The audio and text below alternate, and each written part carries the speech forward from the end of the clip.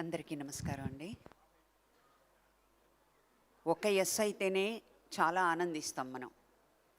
2 ఎస్లు ఉంటే ఇంకా ఆనందిస్తాం. ఈ రోజున 3 S S S Soggadu celebrations of Suresh productions Suresh Babu 4 ఎస్లు ఉండోయి. నాకు ఇవాళ నేను ఇక్కడికి రావడానికి రామానాయుడు గారి బ్లెస్సింగ్స్. నేను సురేష్ ప్రొడక్షన్స్లో చాలా సినిమాలు చేశాను, 100 డేస్ షీల్డ్స్ తీసుకున్నాను. శోభన్ బాబు గారి బ్లెస్సింగ్స్ లేకపోతే ఈరోజు నేను ఇక్కడికి వచ్చి ఉండేదాన్ని కాదు. అది నేను చాలా ప్రగాఢంగా నమ్ముతాను. ఎందుకంటే ఫస్ట్ ఆఫ్ ఆల్ ఒక మాట చెప్పాలండి. ఈ జీవన తలంగాలలో ఆ దేవుని చదరంగంలో ఎవరికి ఎవరు సొంతమో ఎంతవరకు బంధమో అనేది సురేష్ ప్రొడక్షన్స్ వారి జీవన తరంగాల్లో పాట గుర్తొస్తుంది. ఎందుకంటే శోభన్ బాబు గారి వారసులు ఎవరిని ఆయన సినిమా ఇండస్ట్రీకి తీసుకురాలేదు.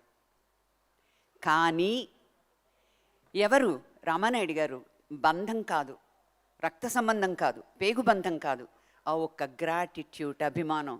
సురేష్ రామానాయుడు గారికి ఎంత అభిమానం ఉందో అంత అభిమానాన్ని ఆయన చూపించి వాళ్ళ సురేష్ బాబు గారు వెన్నుముక్కగా ఉండి బ్యాక్ బోన్గా ఉండి వీళ్ళందరికీ కూడా మరి ఈ అభిమానులకి మీరేనండి వారసులు, ఎవరో కాదు.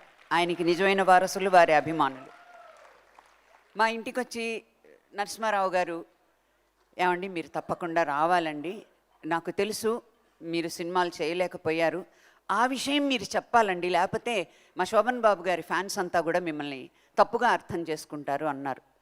ఎస్, దీనికోసమైనా రావాలి అని అనుకున్నాను. నిజంగా శోభన్ బాబు గారి ఆశీస్సులు ఉన్నాయి కాబట్టే నేను ఈరోజు వచ్చాను. 2 నిమిషాల్లో ముగిస్తానండి. నా ఫస్ట్ సినిమా నీళ్ళేనాడితే అగ్రిమెంట్ అయిన తర్వాత రషెస్ చూసి తమ్మారెడ్డి భరద్వాజ గారి వాళ్ళ ఫాదర్ తమ్మారెడ్డి కృష్ణమూర్తి గారి డాడీ ఆయన ఇంటికి వచ్చి ఇంకా రిలీజ్ అవ్వాల, దట్ ఈస్ 73 ఆర్ అంతే ఎండింగ్ అనుకుంటా. నేను డాక్టర్ బాబుకి అడ్వాన్స్ ఇస్తున్నాను, అడ్వాన్స్ ఇచ్చి వెళ్ళిపోయారు. వెళ్ళిపోయిన తర్వాత నేను అగ్రిమెంట్లో ఉన్నాను అప్పుడు. ఐఎమ్ అండర్ 18 అనమాట. అలా ఎలా వెళతావు, నాతో చెప్పాలి కథ, నాకు రెమ్యునరేషన్ మాట్లాడాలి, అగ్రిమెంట్లో ఉన్నప్పుడు చేయడానికి లేదు సినిమా రిలీజ్ కాకుండా. అలా డాక్టర్ బాబు సినిమా అనేటువంటి ఒక గొప్ప సినిమాని నేను చెయ్యలేకుండా పోయాను. ఇంకా మధ్యలో 2-3 అంటే ఇంటికి వచ్చి అడ్వాన్స్ ఇచ్చి వెళ్ళిపోయిన సినిమాలు మధ్యలో 2-3 పోయినాయి. ఆ తర్వాత కురుక్షేత్రంలో ఇంటికి వచ్చారు, అడ్వాన్స్ ఇచ్చారు, వెళ్ళారు. ఆ తర్వాత వెంకన్న బాబు గారు ఫోన్ చేసి, అమ్మా సారీ ప్రభగారు, మీరు దానవీర సూరకర్ణలో మెయిన్ హీరోయిన్గా చేస్తున్నారు, అందుకని అందులో ఉన్న ఎనీ హీరోయిన్స్ ఇందులో పెట్టలేకపోతున్నాము, పద్మాలయ్య బంగారు గారు ఎక్కడున్నారో తెలియదు, ఇది జరిగిన కథ, ఆ సినిమా అలా చేయలేకపోయాను.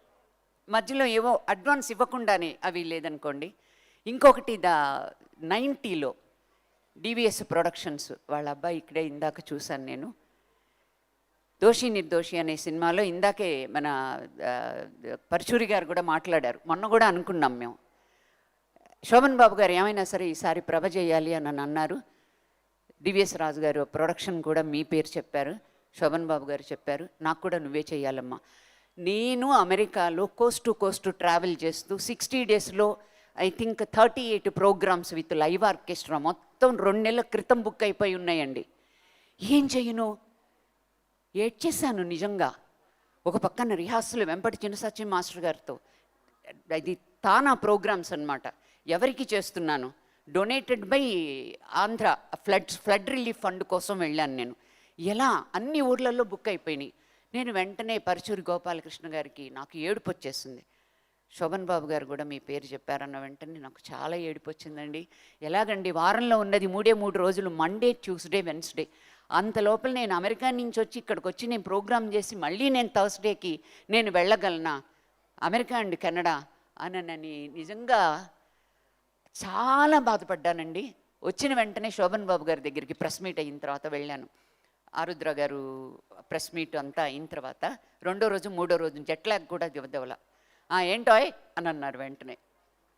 లేదండి సారీ అండి సరే కాఫీ తాగు, ఇంటి నుంచి వస్తాయండి ఏవో ఒకటి స్నాక్స్ అవి ఇవన్నీ ఆ రోజునే నేను వెళ్ళడం అనేది ఆయనకి డైరెక్ట్గా వెళ్ళి సారీ చెప్పడానికి నన్నని.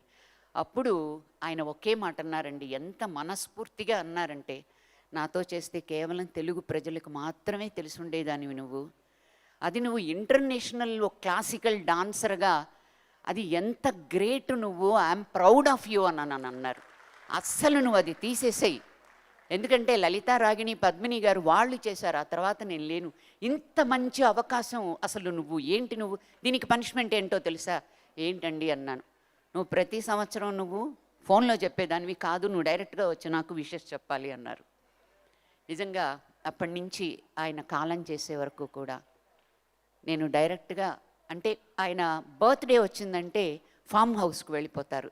ఎవ్రీ ఇయరు ముందు కానీ ఆ తర్వాత కానీ వెళ్ళి వారిని ప్రత్యక్షంగా వెళ్ళి పూల గుచ్చి ఇచ్చి స్వీట్ ఆయనకి జీడిపప్పాకం తీసుకుని వెళ్ళి ఆయనకి ఇచ్చేదానండి. అలా నేను, నాకు ఆఫ్ ద స్క్రీన్ ఆయన ఒక సోగ్గాడు కాదు, ఇంకంతకు మించి ఇంకా డైమండ్ బాబు అని నేను అనుకోవచ్చు. శోభన్ బాబు కాదు, ఆయన డైమండ్ బాబు.